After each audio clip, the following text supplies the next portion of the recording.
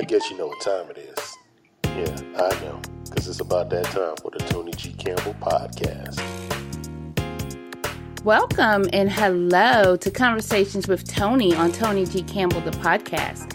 This is the show for my Gen X warriors where we talk about our challenges and victories in life.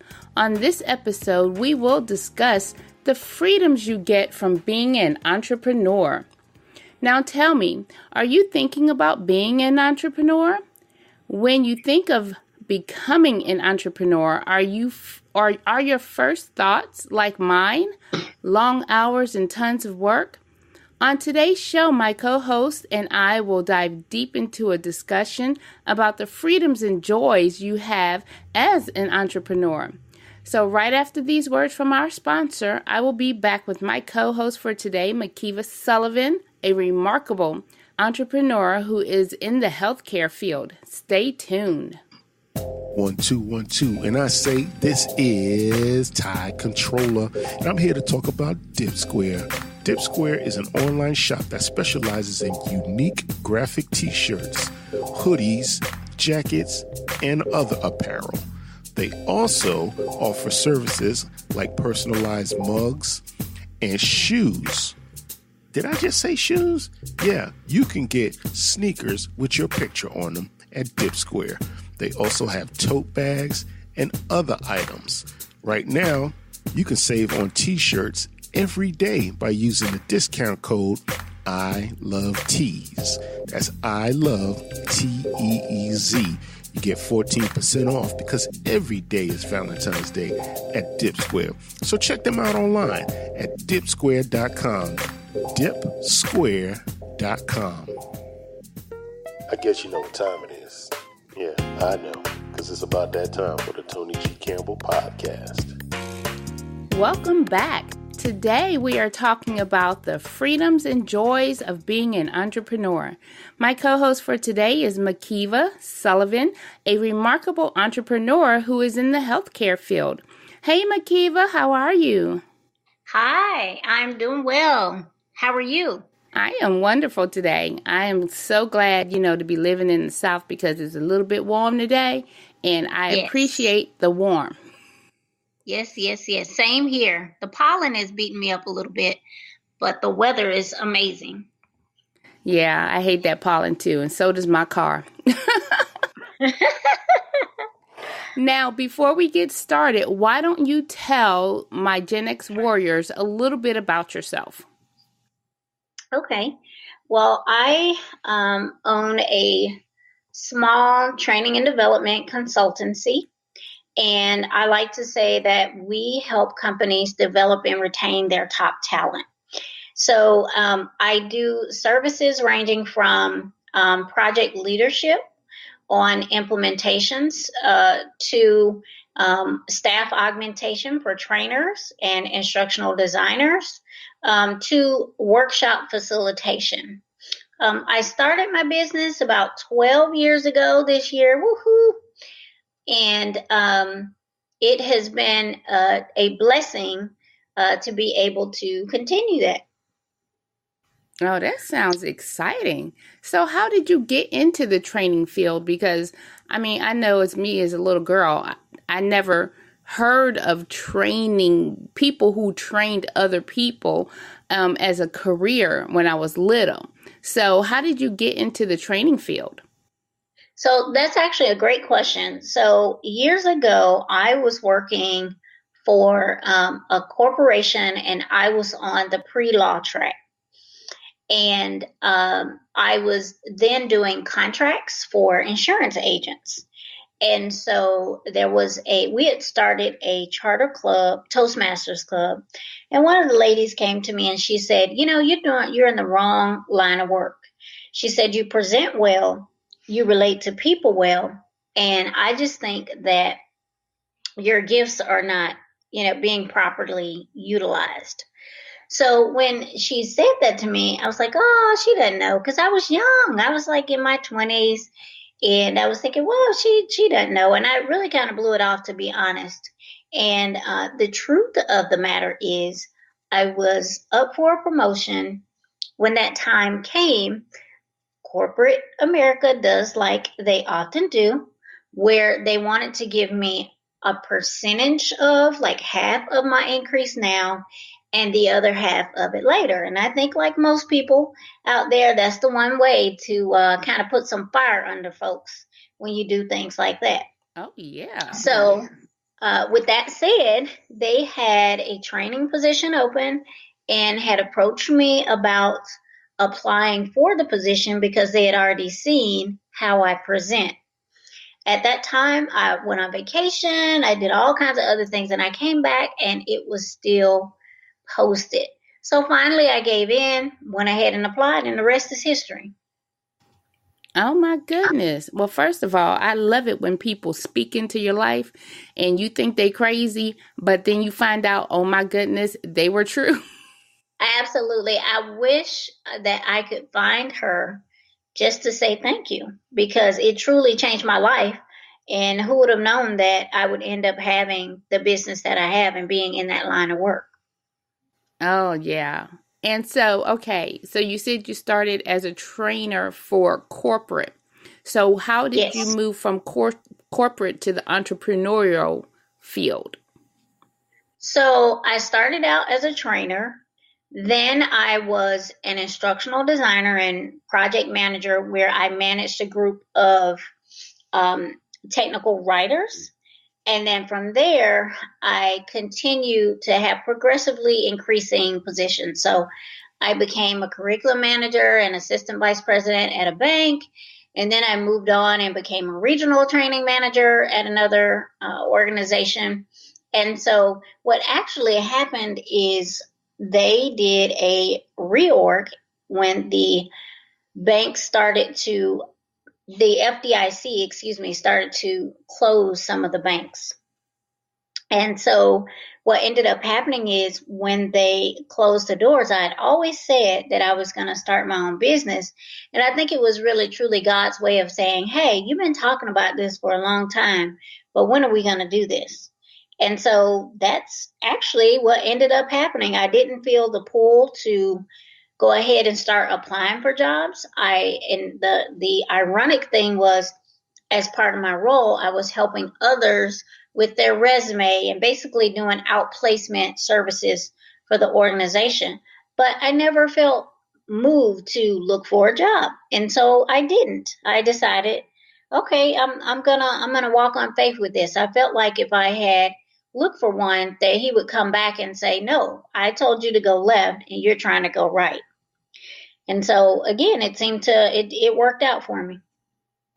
Girl, and you are speaking to me because I feel like God told me similar things to that about not looking for a job and basically doing what he want me to do.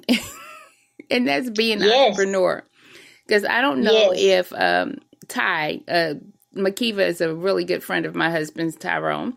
And I don't know if he told you, but I fought. Well, I tell people I was fighting Jesus for the last 8 years, but I was fighting myself because, Jesus will always win. Absolutely. I fought against becoming an entrepreneur because all I felt was, I know I've sold everything under the gun. I mean, under the window, the umbrella, the sky, whatever. I've sold everything, all those multi-level marketing things. And it was like, oh yeah, you could do this and you can do that. And I'm like, I never felt that those were true entrepreneurial ventures for me. So I've done them all, but then I got to the point where I was like, nope, that's too much work. All I'm doing is thinking about work all the time. And I did not want that for myself. Okay. Now, I know, and then he told me about you. And he was like, no, McKeeva's like, there is joy and freedom in entrepreneurship. And absolutely. I was like, okay, I need someone to speak into me and let me know what. Now, I know it now, believe it or not, but share with the people about the joys and freedom you get from being an entrepreneur.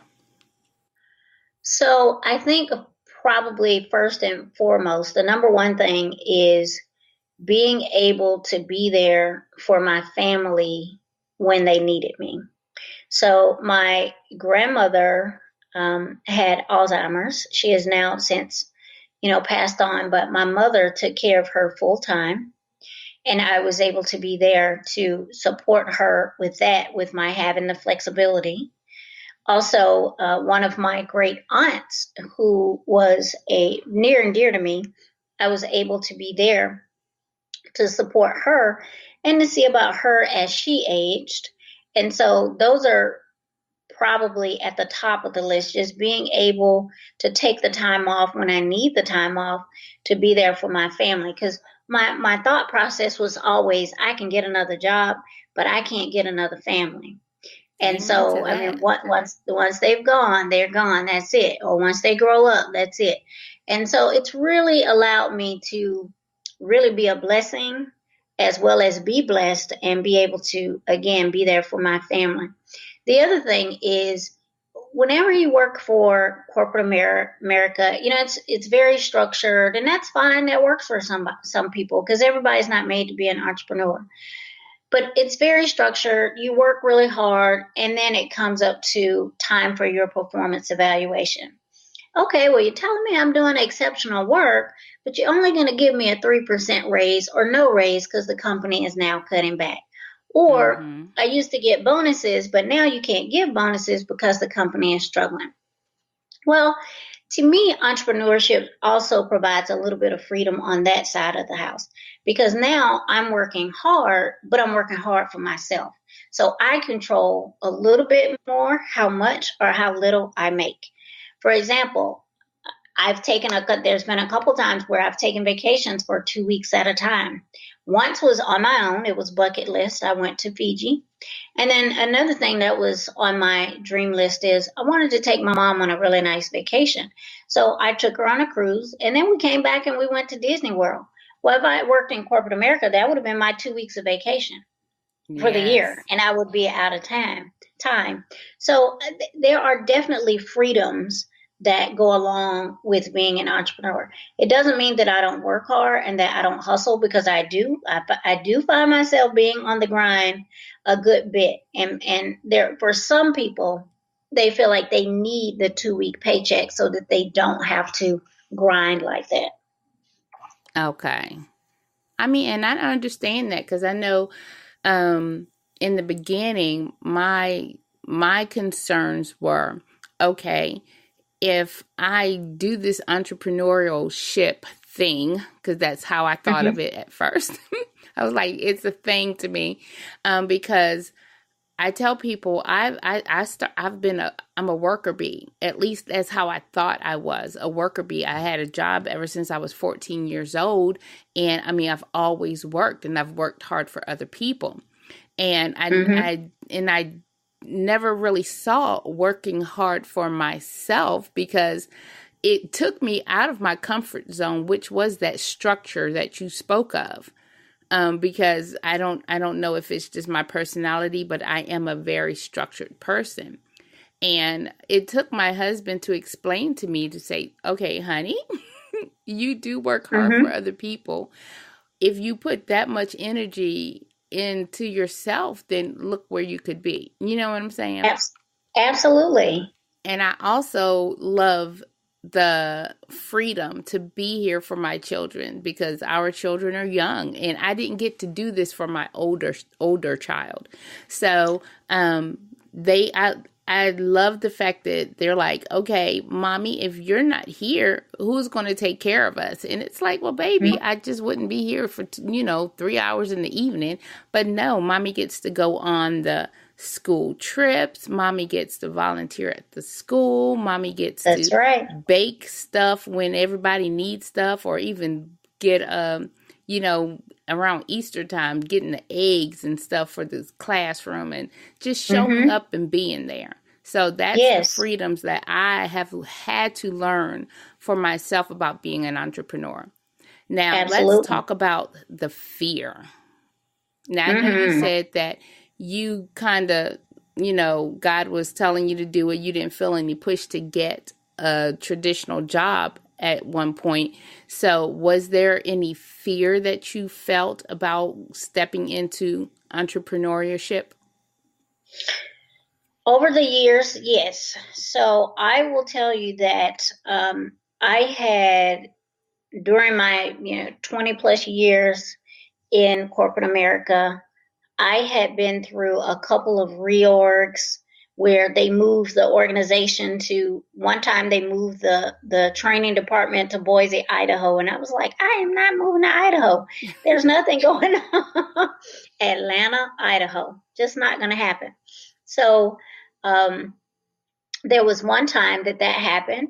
There was another time where whenever they're cutting back, sometimes if the organization does not value training, then they will cut back, or they feel like they can have the employees, other employees, or SMEs in the department actually facilitate the training.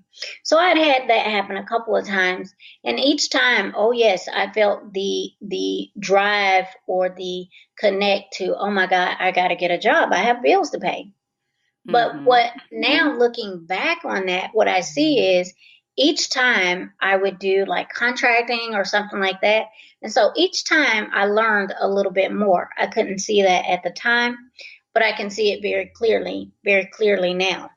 Now, by the time I got to the situation that I mentioned to you, the FDIC came in, the bank was losing money, and they closed it down.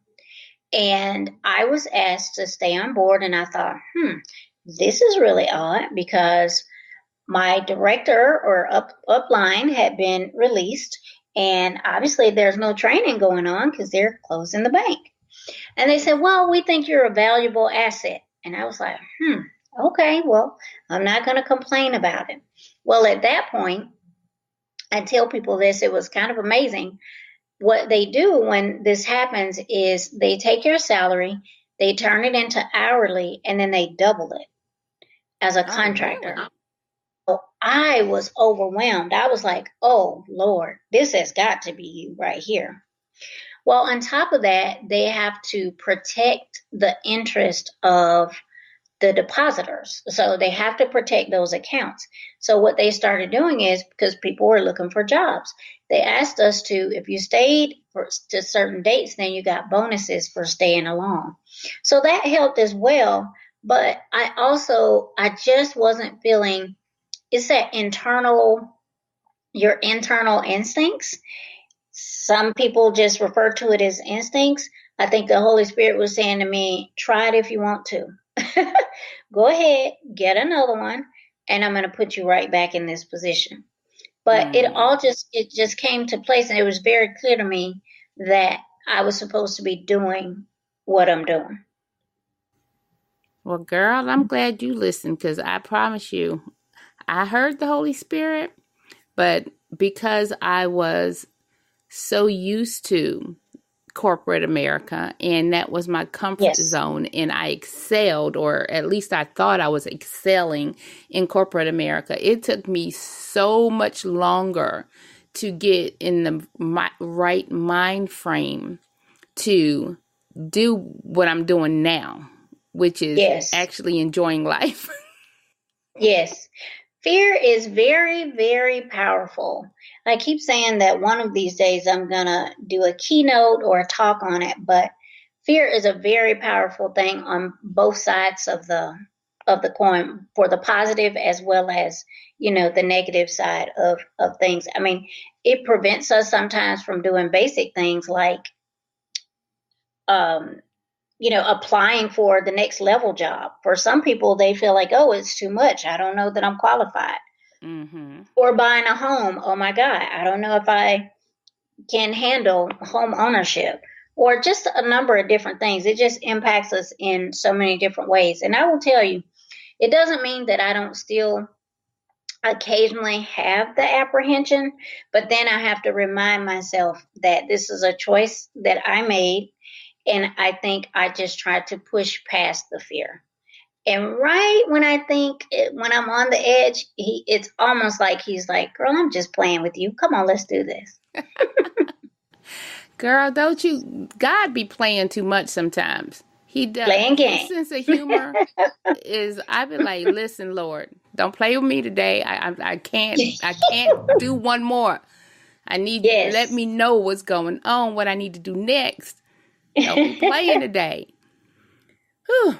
But this conversation has been so great so far, but I have to take a quick commercial break. So right after I get back, we will continue our discussion on the freedoms and joys of being an entrepreneur. Stay tuned. 1 2 1 2, and I say this is Tide Controller, and I'm here to talk about DipSquare. DipSquare is an online shop that specializes in unique graphic t-shirts, hoodies, jackets, and other apparel. They also offer services like personalized mugs and shoes. Did I just say shoes? Yeah, you can get sneakers with your picture on them at DipSquare. They also have tote bags and other items.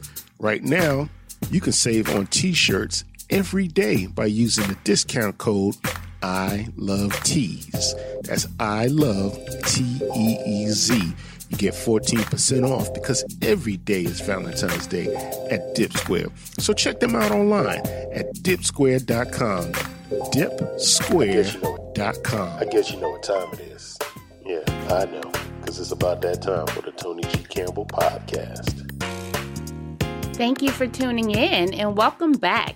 We will continue conversation about freedoms and joys of being an entrepreneur with my co-host for today, McKieva Sullivan, a entrepreneur who is in the healthcare field.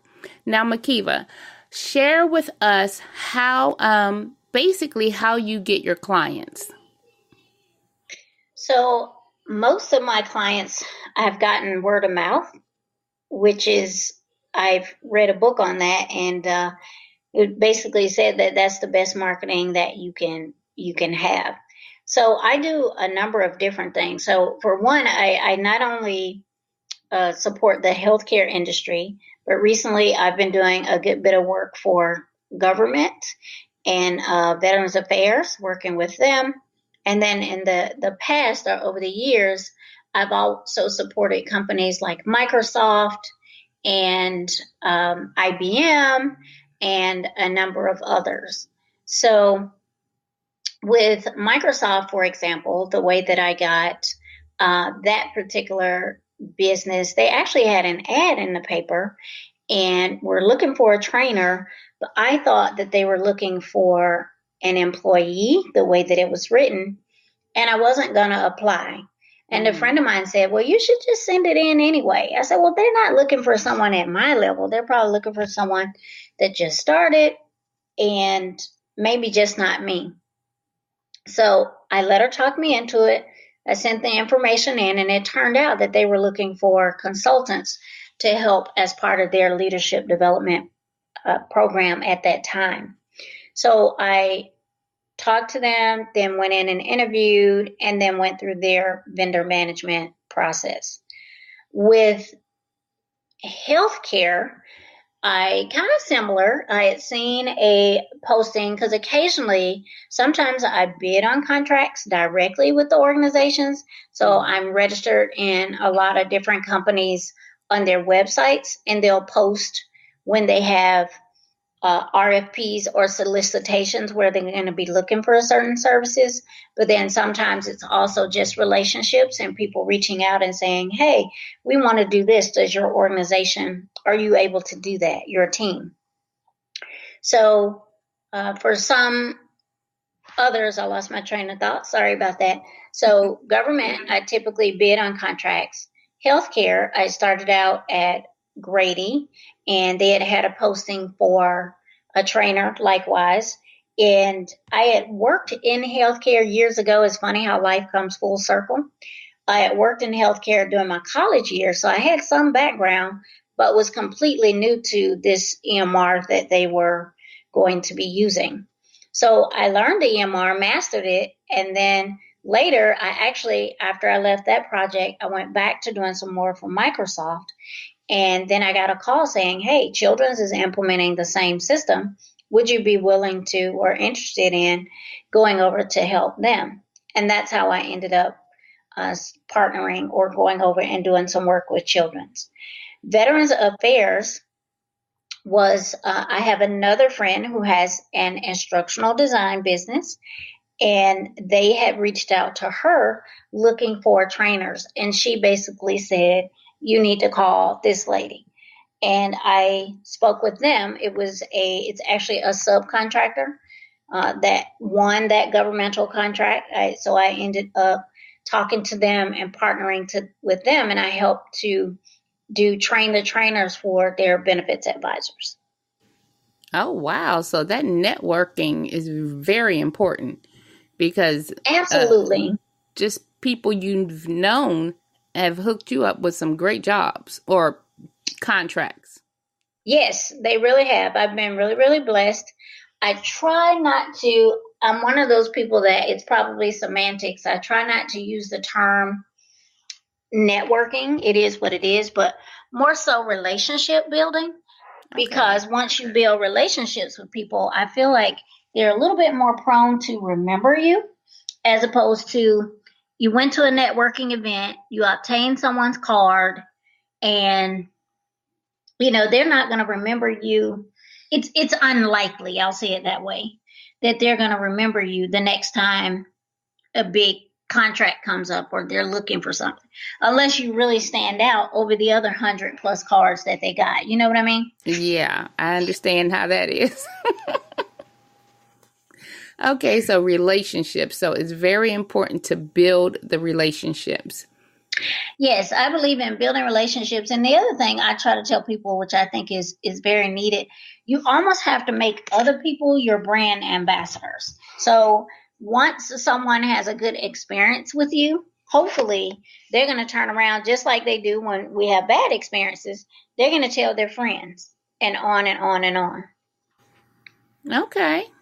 Yeah, and that's where that word of mouth comes from, because I know, even if it's a restaurant, if someone that I trust, their opinion for, if they're like, oh, girl, this restaurant is the bomb diggity, I'm going to definitely check it out. So if I'm calling someone needing a trainer and I trust their opinion and they give me your name, oh, you definitely hired. You know what I'm saying? So I understand. Absolutely. Those relationships and how, my friend who knows me very well, or even a person I've worked with. That's why I tell people it's so important to always give 110% no matter what you do, because Absolutely. You don't know who's watching you. You don't know who's recommending you, and you don't want to burn bridges. Mm-hmm. So the world is definitely not as large as we sometimes think it is. Yeah, I know. It is so tiny. Oh my goodness. The world is so small.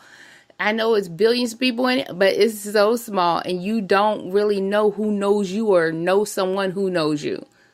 That's correct. So I tell people, hey, always give it your best, people. Yes. Okay. Now, sometimes I know people who are just starting out as an entrepreneur. They don't know they don't know their value or their worth. How did you come up with your pricing model? So it's funny that you say that. So the pricing model, for one, would depend on what it is that you're selling. If you're selling an actual product or if you're selling a service. If you're selling a product, then obviously you can do some research online and kind of see what other things that are similar are going for, and compare, of course, the price point of what you're going to pay for it or get it for, and what you would then turn around and resell it. But for services, what I find is it's based upon perceived value. And what I mean by that is, when I first started out, here's that fear that you asked about. When I first started out, I was charging a rate that was, I guess, kind of conducive for the industry as a contractor. And so I was talking to someone who acts as my kind of mentor, and he works for a medium to large size consulting firm. And he said, well, if you're charging that amount, what is your profit on that? Well, I proceeded to repeat the same number that I had told him. He said, no. What I'm asking you is, what is your profit on that? How much of that does the company make? Because what I try to do is I have both consultants that I can contract out under the business, but then I also contract out myself. So he said, well, no, what is the profit? What is the profit on that? So I quickly realized that I wasn't charging like a business. He said, no, it's always at least a 60% or so, like a 40 to 60% markup. And that number could be a little high or a little low. It just depends. I said, well, that seems like a lot. You know, what are companies going to think? He said, oh, trust me, if you have the relationship, they don't care about that. Believe me, they pay for what they want to pay for. And that's how I learned how to set my prices. And that's powerful, because I know, thinking about some of the things that I do, I'm like, okay, I can charge this because this is what I was making in corporate. So, I see it as the same thing.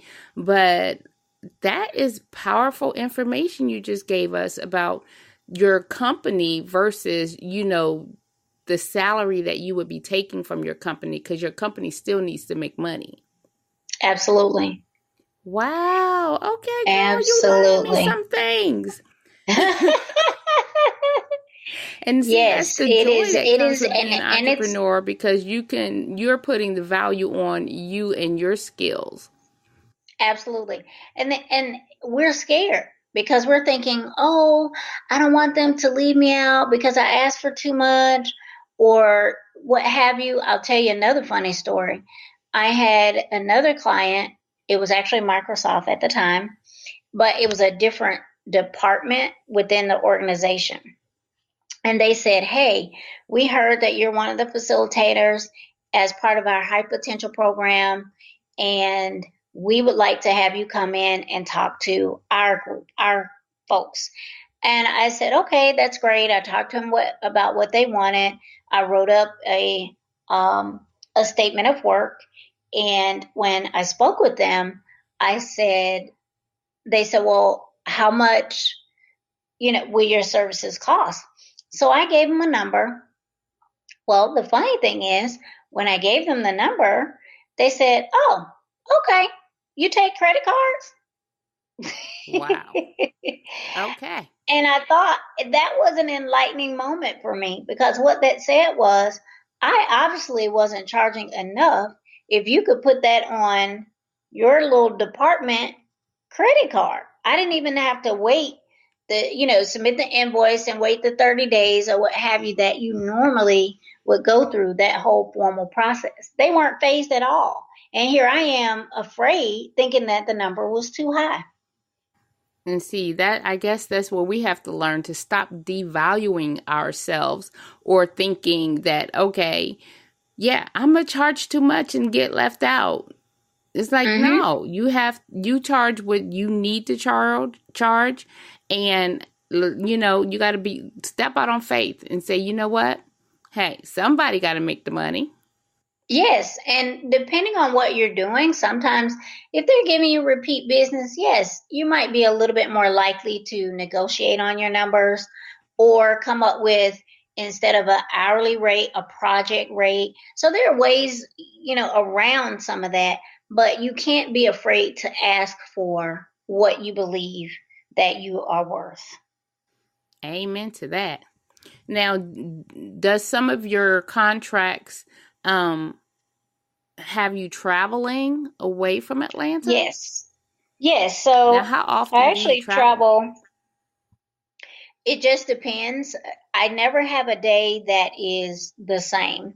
So right now I'm on a local contract, and at the end of the month I will travel for 2 weeks to probably the last time I went to Florida, Charlotte, been to Charlotte, Texas. I mean, you name it. I've been to a number of places, both inside and outside the country. And it's inconsistent on how often. And that again goes back to the original question of the freedom and flexibility. I always have the option to say, well, no, I'm not available this time. Yes. Because I was about to ask you what are your hours, or how often do you take a break from working? Are you a Monday through Friday worker, or do you I'm gonna only work 3 days a week because I make enough money to do that? So how do you base your schedule? So like you, I'm pretty much a worker bee. I would say there's no 2 days that are alike for me. One scenario might look like if I am in between projects or contracts and I personally am not doing one, then I'm always in business development mode, because I feel like every interaction is an opportunity to develop more business. And so I wake up early, because I always joke and I say, you can't make any money, laying in the bed. So I wake up early and niece. I swear I tell her that all the time. But go ahead. Yeah, I say that's okay. You can't make any. So I consistently get up and I get at it. I have to look for those proposals, and it takes a lot of work to develop the proposals, because you want to make sure that they're well written when you respond and things like that. So that could be one scenario. Another scenario might be like the project that I'm on now. I try to get in there early because I'm actually doing the work. So I try to get in there early, do the work, and then sometimes I leave there and I might come home and do a little bit more. I need to check my email. I mean, it might be $1 million. Somebody sending me an email telling me they're about to pay me $1 million in there. And we don't want to miss that email. Yeah, And so I'll come back and kind of work on some other things in the evening. It just depends. So I do work a lot, but there are sometimes, like Friday. It's Good Friday. I'm not working all day on Good Friday, and I have the option to say that. Another thing that I do is I vacation a lot. I travel a pretty good bit. I absolutely love a beach. And so I probably travel personally at least about 4 times, maybe more within the year. I've already been on 2 trips, and I have 2 more already planned. Hey, Actually, 3. I'm all for that. Yes. Oh my gosh, I cannot believe our time is up. I mean, we could talk about this all day. Oh, yes, I certainly can. I love entrepreneurship. I'm passionate about it, and I would encourage anyone out there who's thinking about it to give it a try. Well, quickly, can you tell everyone how they can either support you or follow you? I am on LinkedIn, so that's one way that you can follow me, and it's McKieva Sullivan, I before E, on LinkedIn. I also have a company page. It is discover87.com. That is my business website. And that's pretty much it. I don't do too much like Facebook or any of those. And then Instagram, I try to keep it separate. Try to do like family stuff. So family and friends. You don't have time to be wasting on Facebook and all that. Oh, no. It takes a lot of your time, believe me. Well, I would like to say thank you so much, McKieva, for co-hosting with me today. And I'm sure I will get you on another show because, oh my gosh, this conversation was awesome. Yeah, well, good. I'm really glad that we had the opportunity to get together. I have certainly enjoyed it because I love talking about entrepreneurship. Yes, and I'm so glad that my mind finally got changed, and now I get to enjoy the freedom and the joys of being an entrepreneur. Yes. I wish my husband would have met you a while ago, girl. I swear.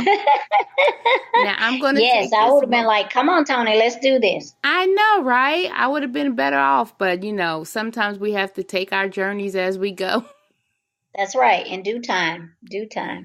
Now, I'm going to take this moment and I'm going to take my last commercial break, and I will be right back.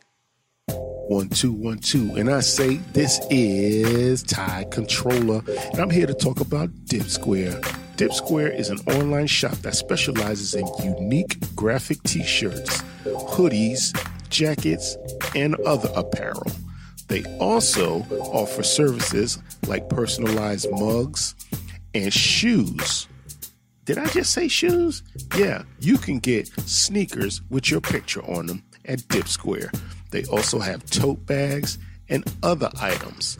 Right now, you can save on t-shirts every day by using the discount code ILOVETEES. That's ILOVETEEZ. You get 14% off because every day is Valentine's Day at Dip Square. So check them out online at dipsquare.com. dipsquare.com. I guess you know what time it is. Yeah, I know, because it's about that time for the Toni G. Campbell podcast. Welcome back, everyone, and it's time to wrap it up. I would like to thank you so much for taking time to listen to Conversations with Toni on Toni G. Campbell, the podcast. Don't forget to check our archive shows on ToniGCampbell.com, where you can also find the show notes for this episode. Subscribe to Toni G. Campbell, the podcast, on YouTube, iTunes, Spotify, and SoundCloud. Make sure that you go to our website, ToniGCampbell.com, and become a Gen X warrior. Share the podcast and tell a friend about Conversations with Toni, and make sure you rate and review the podcast. I need you to go out there and remember to be kind, be useful, and be fearless. You go out and have a great day.